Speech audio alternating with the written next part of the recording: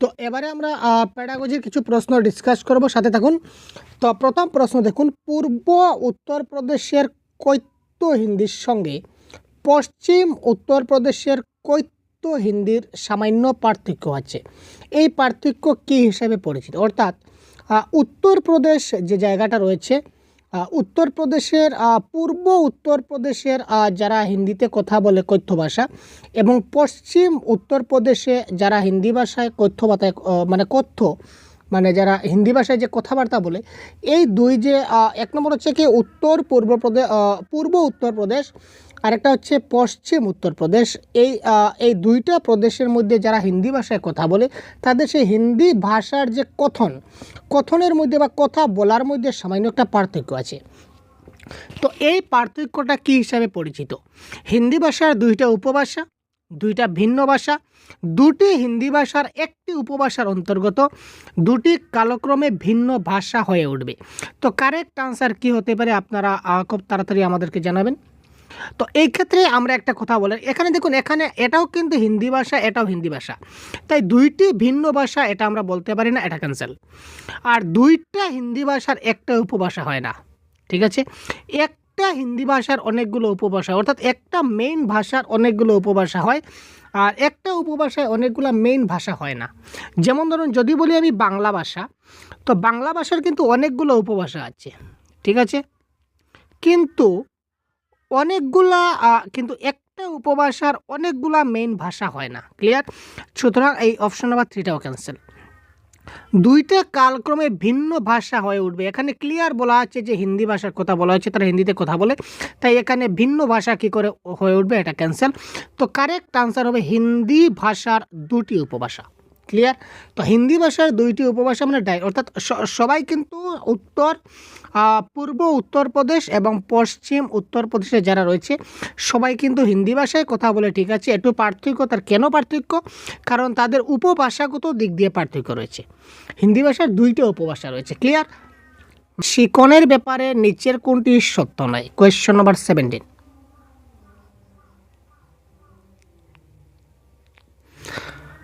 নিচের কোনটি সত্য নয় সেটা আমাদের বলতে হবে। প্রথমটা দেখি, ভাষার উন্নয়ন ঘটে প্রধানত উদ্দেশ্যমূলক ব্যবহারের মাধ্যমে।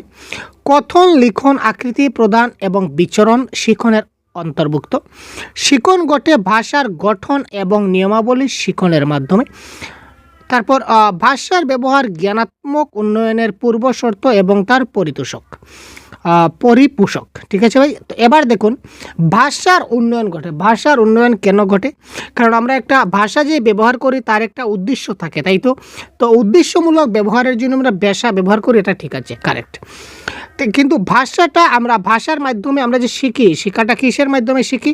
আমরা কথনের মাধ্যমে শিখতে পারি, লিখনের মাধ্যমে শিখতে পারি, আকৃতির মাধ্যমে শিখতে পারি, বা মুভিংয়ের মাধ্যমে শিখতে পারি। এবং ভাষা যখন আমরা ভালো করে ব্যবহার করব, তখন আমাদের মধ্যে কী হবে? একটা কগনিটিভ ডেভেলপমেন্ট হবে। ক্লিয়ার? সুতরাং অপশন নাম্বার 1, 2 এবং 4 এটা তো কারেক্ট হয়ে গেল। দেখেন বলেছে নিচের কোনটা সত্য নয়, তো 3টা কারেক্ট হলো, তার মানে অপশন নাম্বার 3টা সত্য নয়। শিখন ঘটে ভাষার গঠন এবং নিয়মাবলী শিখনের মাধ্যমে। তো আমরা যে ভাষাটা শিখব, সবসময় কি আমরা নিয়ম মেনে ভাষা শিখব? সবসময় কি ভাষার গঠনগত দিক দিয়ে ভাষা শিখব? না, সেরকম কোনো কথা নয়। সুতরাং এই অপশনটা আমাদের কারেক্ট আনসার হবে। উল্লেখিত কোন ভাষাগুলি ভারত সরকারের দ্বারা ধ্রুপদী ভাষা হিসাবে স্বীকৃতি দিয়েছে? তো এটা খুব গুরুত্বপূর্ণ। ধ্রুপদী ভাষাতে কিন্তু প্রশ্ন আসে, প্রত্যেক পরীক্ষায় আমরা দেখতে পাই। তো এই ক্ষেত্রে কারেক্ট আনসার জেনে রাখবেন, কোয়েশ্চন নাম্বার 18। এটা কারেক্ট আনসার হবে সংস্কৃত, তামিল, তেলেগু, কন্নড়, মালায়ালাম এবং উড়িয়া। ঠিক আছে? তো মারাঠি ভাষাকে কিন্তু ধ্রুপদী ভাষা বলা হয় না, যার কারণে এটা হচ্ছে ক্যান্সেল। ঠিক আছে? তারপর আমাদের হিন্দি ভাষাকে আমরা ধ্রুপদী ভাষা বলতে পারছি না।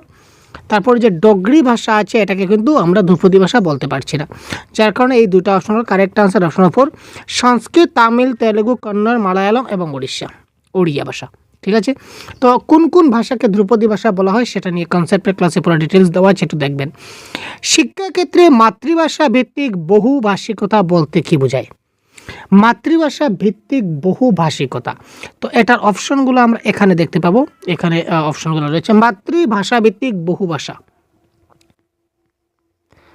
মাতৃভাষা ভিত্তিক বহুভাষিকতা বলতে কি বোঝায়? অর্থাৎ মাতৃভাষা থাকবে, তার সঙ্গে বাকি ভাষাগুলো আমাদের শিখতে হবে, এটা হচ্ছে মুদ্রা কথা। তো এই ক্ষেত্রে কারেক্ট আনসার হবে শিক্ষার্থী স্কুলের পড়াশোনা মাতৃভাষার মাধ্যমে শুরু করে এবং এগিয়ে চলার সঙ্গে সঙ্গে আরও ভাষা যুক্ত করতে থাকে, এটাই হবে কারেক্ট আনসার। বাকি অপশনগুলো দেখি। শিক্ষার্থী সমস্ত বস্তুনিষ্ঠ বিষয় মাতৃভাষা শিখে ইংরেজি ভাষা মাধ্যমের দিকে অগ্রসর না। ইংরেজি ভাষা এখানে পার্টিকুলার কোনো ভাষার কথা বলা হচ্ছে না, মাল্টিল্যাঙ্গুয়েজ অনেক ভাষা, পার্টিকুলার ইংলিশ ভাষার কথা কিছু বলা হচ্ছে না। মাতৃভাষা ভিত্তিক বহু ভাষাবাদ, মানে মাতৃভাষা থাকবে সঙ্গে আর অনেকগুলো ভাষা থাকবে। তো এখানে মাতৃভাষার সঙ্গে ডাইরেক্ট ইংলিশকে কানেক্ট করে দিচ্ছে, বাকি অন্য ভাষাকে কিন্তু ইগনোর করা হচ্ছে, তাই এই অপশনটা হবে না। শিক্ষার্থী ভাষা হিসাবে মাতৃভাষা শিখে এগোনোর সঙ্গে সঙ্গে ইংরেজি ভাষা আবারও একটা পার্টিকুলার ভাষাতে ফোকাস করা হচ্ছে, এটা ক্যান্সেল। প্রথম শ্রেণী থেকে ইংরেজি শিখবে, এটা একদম ভুল। কারণ কি? কারণ শিক্ষার্থীরা প্রথমেই তার মাতৃভাষাটা শিখবে, প্রথম শ্রেণী থেকে সে মাতৃভাষা শিখবে, তাই এটা ক্যান্সেল। তো অপশন নাম্বার 1 এই ক্ষেত্রে হয়ে গেল কি কারেক্ট আনসার, কারণ শিক্ষার্থীরা স্কুলের পড়াশোনাগুলো মাতৃভাষার মাধ্যমে শুরু করবে এবং এগিয়ে চলার সঙ্গে সঙ্গে তারা আরও ভাষা যুক্ত করতে থাকবে।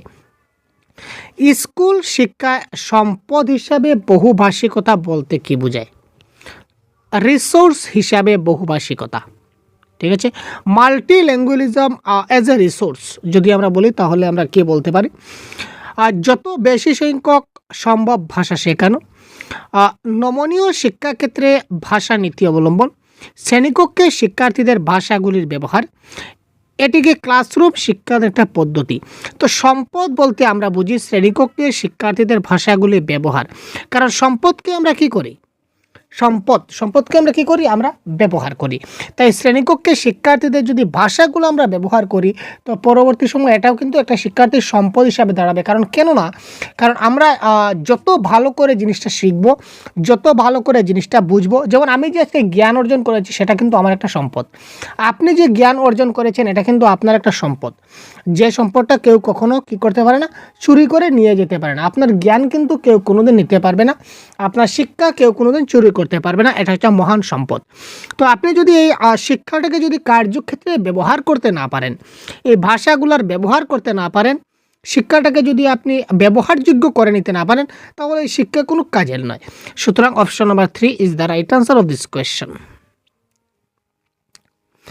শিশু যখন একটি নতুন ভাষা শিখে তখন সে সেই ভাষায় কথা বলা এবং ভাষাটিকে ব্যবহার করার জন্য কিছু সময় নেয়। এই সময় পর্বটা কী নামে পরিচিত? Question number 21। একটা নতুন ভাষা যখন একটা শিশু শিখে নেবে এবং তখন সে সেই ভাষায় কথা বলতে চাইবে, বলতে গেলে সে মানে একটু চিন্তা করবে যে এবার সে কী বলতে চাইছে, একটু সময় নেবে। সে যখন বলতে গেলে সে কিছুটা কী করবে, আপনার কাছ থেকে একটু সময় নেবে, একটু সময় সাইলেন্ট থাকবে, তারপর সে বলবে। তো এই পর্বটিকে কী বলা হবে? সাইলেন্ট পিরিয়ড বা নীরব পর্ব বলতে পারি। এই যে সে যে একটা গ্যাপ নেবে, সে কিছুতে বলবে, বলার আগে কিছু একটা ভাববে বা চিন্তা করবে, এই সময় সে কী করে চুপচাপ থাকবে, তো এই সময়টাকে বলা হবে নীরব পর্ব।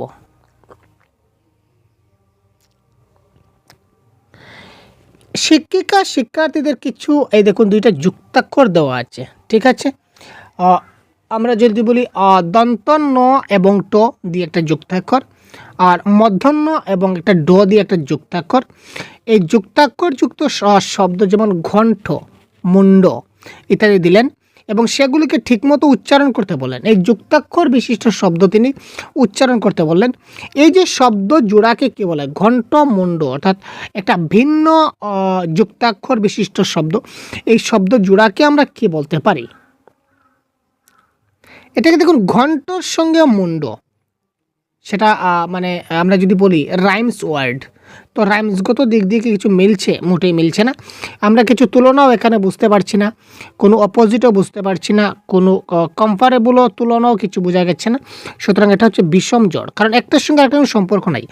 ঘণ্টের সঙ্গে মুন্ডর কিসের সম্পর্ক? সম্পর্ক আছে? মোটেই না। গৌরব রাস্কিন বল্ডের গল্প পড়তে ভালোবাসে এবং সময় পেলেই তার লেখা গল্প পড়ে। এই পড়া বা পঠনটিকে কী বলা হয়? সে কিন্তু গল্প সে মনের আনন্দে পড়ে এবং গল্প পড়তে ভালোবাসে, যার কারণে সে গল্প পড়ে। এই যে পড়া, এই পড়াকে কী বলা হয়? Question number 23। সে খুব মনোযোগ, সে বিন্দাস গল্প পড়ছে, তার মানে সেটা কি এক্সটেন্সিভ রিডিং, ব্যাপক পাঠ। সে গল্প সময় পেলেই সে গল্প, তার লেখা গল্প পড়ে, সময় পেলেই সে কী করে গল্প পড়া শুরু করে দেয়, মানে সে খুব আনন্দ পায়, অর্থাৎ এক্সটেন্সিভ রিডিং। ক্লিয়ার? আনন্দের সহিত যেটা করা হয় সেটাকে আমরা এক্সটেন্সিভ রিডিং বলতে পারি। তারপর দেখি নিচের কোনটি মিথস্ক্রিয়া তত্ত্ব প্রকল্প করে না, অর্থাৎ ইন্টারেকশন হাইপোথেসিসের অন্তর্ভুক্ত নয়।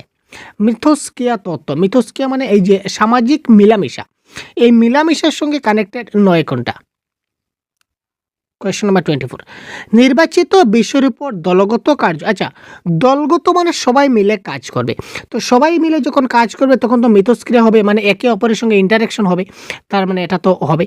আমরা বলেছি করে না, অর্থাৎ নেগেটিভটা বের করতে হবে।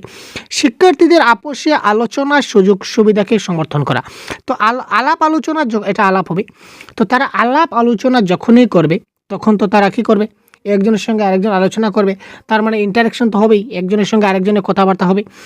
দলগত কাজ, আবার বলেছে দলগত কাজ, দলগত কাজ বা পিয়ার ওয়ার্ক যখনই হবে তখন কী হবে, এটা তো মিথস্ক্রিয়া হবে, একে অপরের সঙ্গে তো সংযোগ রাখতে হবে। শিক্ষক প্রদত্ত ভাষণ এবং শ্রুতি লিখন কর্ম, ইয়েস, এটা হবে কারেক্ট আনসার। এই ক্ষেত্রে কিন্তু আমাদের মিথস্ক্রিয়া তত্ত্ব হয় না, অর্থাৎ একজনের সঙ্গে আরেকজনের ইন্টারেকশন হয় না।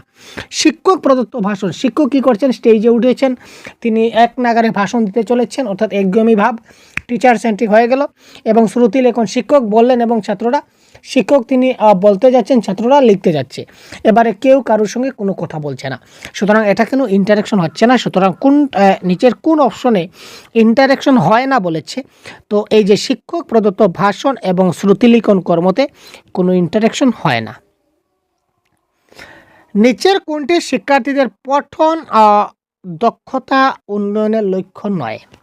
তো লক্ষ্য নয় বলেছে, আমাদের দেখতে হবে কোনগুলা পঠন দক্ষতার লক্ষ্য। পঠন দক্ষতা, শ্রবণ দক্ষতা, কথন দক্ষতা, লিখন দক্ষতাকে, এগুলো পুরো ডিটেলস আমরা আলোচনা করেছি, আপনাদের দেখতে হবে।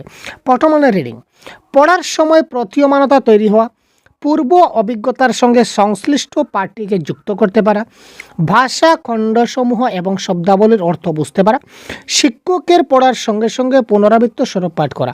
তো শিক্ষকের সঙ্গে সঙ্গে আমরা কিন্তু যদি পড়ি তাহলে সেই পড়াকে আমরা রিডিং বলতে পারি। এটা কারণ কি দেখুন, কারণ সেটা কপি হয়ে যায়। কোয়েশ্চন অফ 4 যদি বলি, এটা একটা এক ধরনের কপি, অর্থাৎ এক ধরনের নকল করা আমরা বলতে পারি। এক ধরনের কি বলতে পারি, আমি বলতে পারি এই যে এক ধরনের নকল। কারণ শিক্ষক এবারে বলেছেন, শিক্ষক একটা লাইন বলছেন, সঙ্গে সঙ্গে আমি এই লাইনটাকে আবার বলছি, শিক্ষক আরেকটা লাইন বলছেন, আমি সঙ্গে সঙ্গে আবার বলছি, সুতরাং এটা একটু পরে কিন্তু সেটা আমি ভুলে যাওয়ার সম্ভাবনা আছে। আর পঠন দক্ষতা মানে রিডিং, তো রিডিংটা আসলে কি? আমরা সবাই জানি যে রিডিং মানে কি, রিডিং মানে পড়া। আমি এই যে এখানে যা যা রয়েছে সবগুলো আমি দেখে দেখে পড়ে নিলাম, রিডিং হয়ে গেল, কিন্তু আসলে না ভাই। প্যাডাগজিক্যাল অর্থে কিন্তু রিডিংয়ের মিনিংটা হচ্ছে একটু আলাদা, ব্যতিক্রম। কীরকম? যখন আমরা কোনো কিছু রিডিং করব তো দেখতে হবে যে রিডিং মানে কি, রিডিং উইথ আন্ডারস্ট্যান্ডিং। যে জিনিসটাকে আমি পড়ব, পড়ার পর তার অর্থটা আমাকে বুঝতে হবে। অর্থটা যদি আমি যদি না বুঝতে পারি কোনো একটা জিনিস পড়ে, তো সেই পড়াকে আমি প্যাডাগজিক্যালি আমি পঠন বলতে পারবো না। তো শিক্ষকের পড়ার সঙ্গে সঙ্গে যদি পুনরাবৃত্ত স্বরূপ পাঠ করি তাহলে সেটা আমি তার অর্থ কিচ্ছু আমি হয়তো নাও বুঝতে পারি, আমি শুধু পড়তে, কিন্তু বাকিগুলোতে আমার এখানেও কিন্তু পড়ার সময় আমার অর্থ হচ্ছে পূর্ব অভিজ্ঞতার সঙ্গে পাঠ যুক্ত হবে, মানে একটা রিলেটেড আছে আমার অর্থ আন্ডারস্ট্যান্ডিংয়ের ক্ষেত্রে। এবং এখানে শব্দগুলি অর্থ বুঝতে পারা ডাইরেক্ট লেখা আছে, তাহলে এই তিনটা হবে না। এই তিনটা হচ্ছে ভাষা উন্নয়নের লক্ষ্য, পঠন দক্ষতা উন্নয়নের লক্ষ্য, কিন্তু 4 নম্বরটা আমার লক্ষ্য নয়।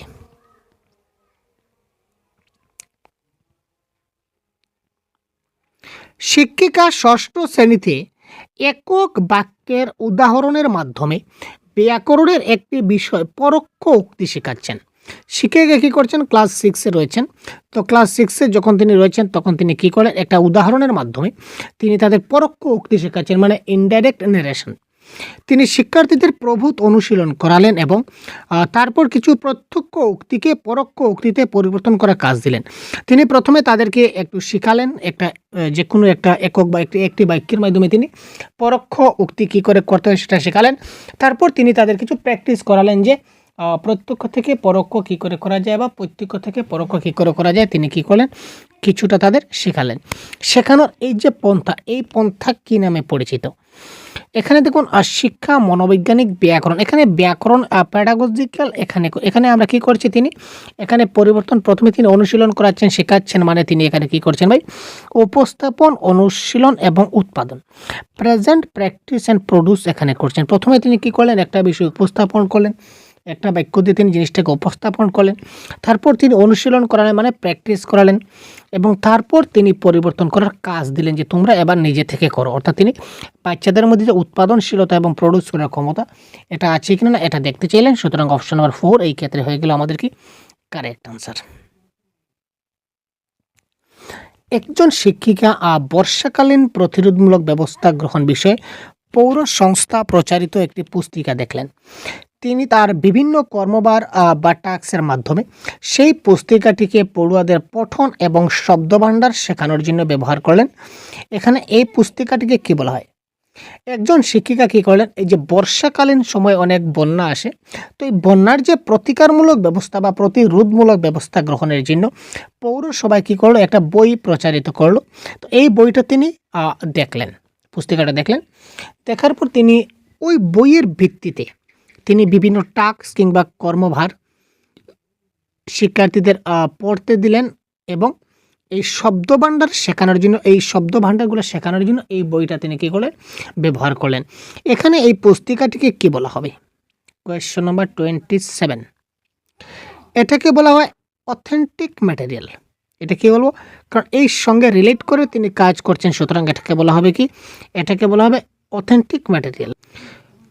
কারণ এই ম্যাটেরিয়ালের মাধ্যমে তিনি কি করলেন, তিনি বাচ্চাদেরকে একটা মানে বাস্তব জিনিসে শেখাবার চেষ্টা করছেন, সুতরাং এটাকে বলা হবে অথেন্টিক ম্যাটেরিয়াল। কারণ এই ধরনের ম্যাটেরিয়াল, যে ধরনের ম্যাটেরিয়ালস মাধ্যমে ডাইরেক্ট আমরা সরাসরি শিশুদের শব্দভাণ্ডার শেখাতে পারি, বা মানে পরিস্থিতির সঙ্গে রিলেট করে আমরা যে পরিস্থিতিতে যা ব্যবহার করা দরকার, এই পরিস্থিতি যদি এটা ব্যবহার করি, তো এটাকে বলা হবে কি অথেন্টিক ম্যাটেরিয়াল আমরা বলতে পারি।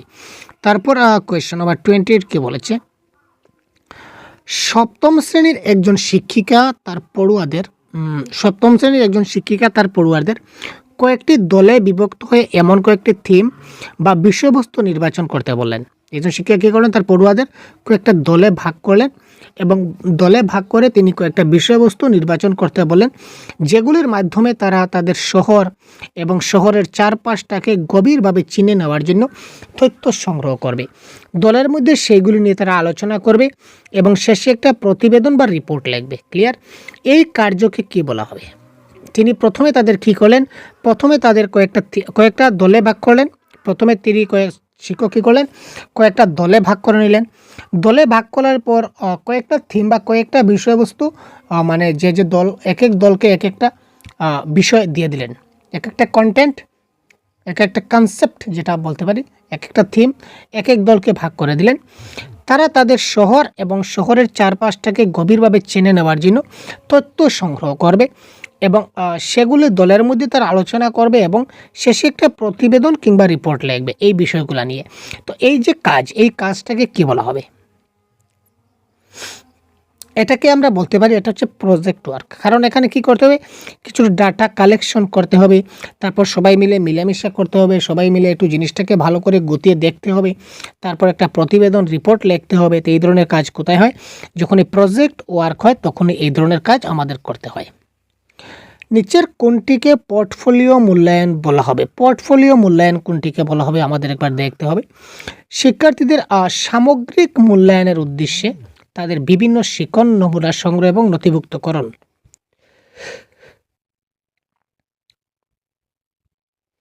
তারপর সারা শিক্ষাবর্ষ জুড়ে প্রতিটি শিক্ষার্থীর নথি সংগ্রহ করা। তারপর হচ্ছে শিক্ষার্থীর পর্বান্তিক পরীক্ষা নেওয়া এবং তাদের সামগ্রিক মূল্যায়নের কাজে তা ব্যবহার করা। সারা বছর ধরে আনুষ্ঠানিক অভিক্ষার মাধ্যমে মূল্যায়ন করা। তো পোর্টফোলিও মূল্যায়ন কোনটি? Question number 29। এখানে দেখুন সামগ্রিক মূল্যায়ন, শুধুমাত্র সামগ্রিক মূল্যায়নে ব্যবহার করবে, এবং পোর্টফোলিও মূল্যায়ন যে সামগ্রিক মূল্যায়ন ব্যবহার করা তেমন হয় না। পোর্টফোলিও মূল্যায়নটা যে কোনো সময় যে কোনো ব্যাপারে করা হয় শিক্ষকদের। তো এটা কারেক্ট আনসার হবে অপশন নাম্বার 1। তো কেন এটা অপশন নাম্বার 1 হবে? কারণ সামগ্রিক মূল্যায়নের উদ্দেশ্যে যখন আমরা তার সামগ্রিক মূল্যায়ন করব, অলরাউন্ড ডেভেলপমেন্টগুলো যাচাই করতে হবে, তখন তাদের বিভিন্ন শিক্ষণ নমুনা সংগ্রহ করব, তার বিভিন্ন শিক্ষণ নমুনা সেগুলো সংগ্রহ করে একটা ফাইলে আমরা কভার করে রাখবো, অর্থাৎ নথিভুক্ত করে রাখবো। এবং যখন আমরা সামগ্রিক মূল্যায়ন করব, তখন এই সমস্ত বছরের এই ডিটেলসগুলো, সবগুলো ডিটেলস আমরা এক এক করে খুলে চেক করব যে তার ভালো কোন কোন দিকগুলো রয়েছে, তার কর্মক্ষেত্রে খারাপ দিক কোনগুলো রয়েছে, ভালো দিক কোনগুলো রয়েছে, এগুলোকে আমাদের এক এক করে সেগুলো দেখতে হবে। তাই এক্ষেত্রে correct answer option number 1 is the right answer. Sign language সম্পর্কিত কোন মন্তব্যটি সঠিক? সংকেত ভাষা বা সাইন ল্যাঙ্গুয়েজ সম্পর্কিত কোন মন্তব্যটা সঠিক, এটা আমাদের বলতে হবে। সংকেত ভাষার ব্যাকরণ আছে, সংকেত ভাষার ব্যাকরণ নাই। সংকেত ভাষা হচ্ছে একটি নির্ধারিত ইঙ্গিত বা ভঙ্গিগুচ্ছ। সংকেত ভাষা সারা পৃথিবীতে নেই।